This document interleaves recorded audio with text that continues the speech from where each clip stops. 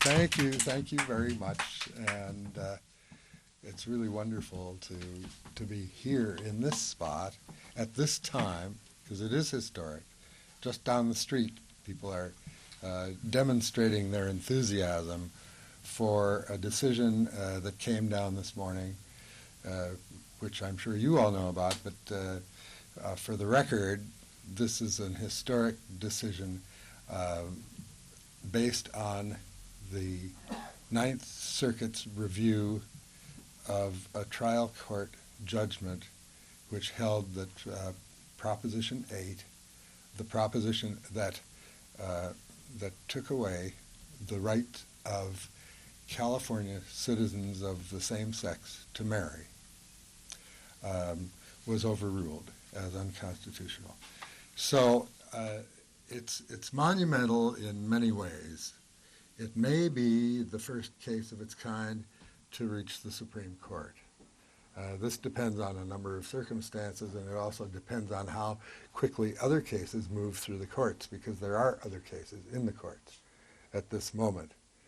They're not the same as this one, however, because this one reflects on California law, and it reflects on how, in the terms of Judge Reinhardt, who wrote the majority opinion, rights were stripped away from citizens of the state. Rights that they had been granted were stripped away. And this, I think, is the central theme of an 80-page decision, which I haven't thoroughly digested yet. But it's very exciting. It is very exciting. It is a major step, and I think that we can look forward to social change taking place regardless of what happens on the political arena over the next few years. The climate in Washington, incidentally, in my opinion, doesn't really reflect the climate of the country, because when people get to Washington by the electoral process, they seem to forget that it was that process that brought them there, and they spend their time, energy, and lots of money on the process of being reelected. This year is going to be by far the worst in our history in terms of money being spent to put people in public office. The estimate is that over $8 billion will go into the process this year for 2012. And that, I think, is a low estimate, because people cannot judge. They don't have the information to judge how much money is being raised by the so-called super PACs, which have been created since a Supreme Court decision 2 years ago, referred to as the Citizens United case. So the political picture has changed dramatically, and how this will affect the outcome of elections is up in the air.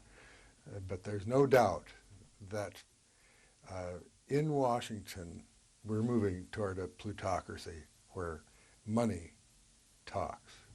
So if you don't like it, please vote and speak accordingly. I don't know how much more to say about it. I think that the gross domestic product of Haiti, for example, is something over $6 billion. And we're going to spend this money electing people into public office. And if you reflect on what some intelligent arrangement could be made to spend $8 billion, it's just amazing. It's amazing what that money could do. Well, that's not what Fit to Serve is about. Fit to Serve, the title of the book I'm addressing tonight, Fit to Serve, was taken from my experience in becoming an ambassador representing the President of the United States in the country of Luxembourg in 1999. The process was very long and strenuous, arduous, insulting,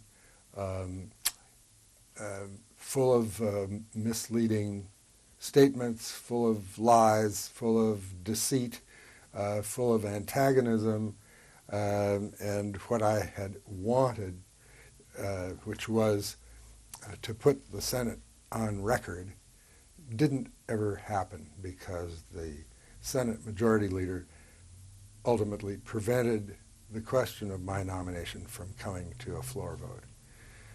So yes, I was appointed, but I was appointed during a recess of the Senate, so the Senate did not confirm me. That was a big disappointment. But when I think about what was accomplished through the process, it's a minor factor because ultimately a great deal was achieved. Ultimately, regulations were changed in the State Department.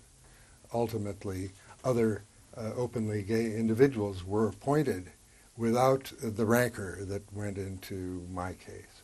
And now I think that, especially under the present administration, the numbers of openly LGBT public servants has grown tremendously, and it's something of which we can be very proud. It's happened over a long period of time. I'm not the first person who has suffered under the hostility that has been demonstrated toward this constituency.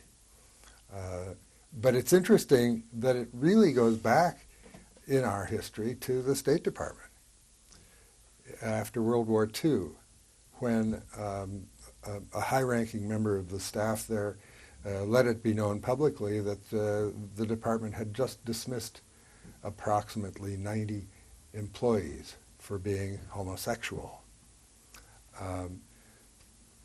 This started a search that went on in the federal government for about 20 years, up until 1970.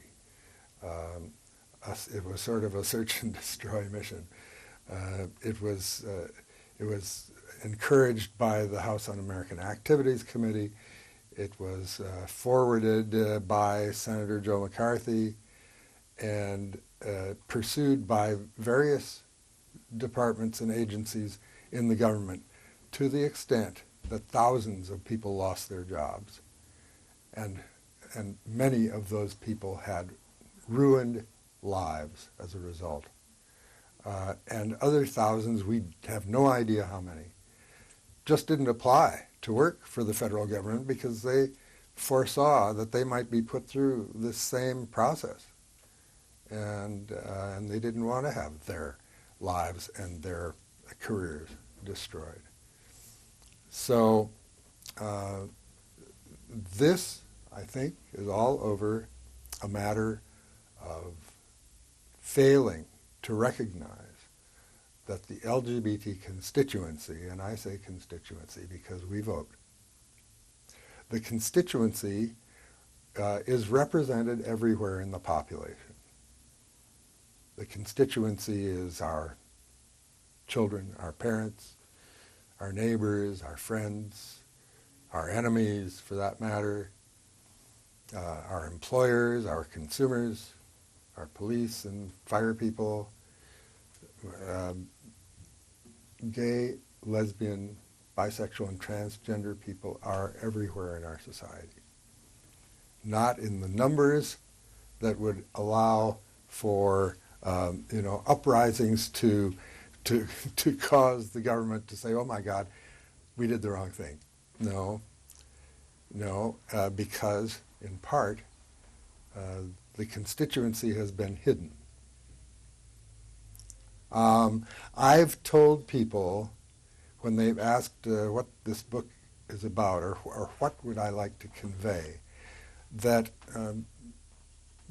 I think one of the two main things I would like to convey is that the most important thing that a gay person can do to make a statement in this society is to come out. Because if the society doesn't know who we are, then they'll make up who we are. And they'll get it wrong. I guarantee you they'll get it wrong.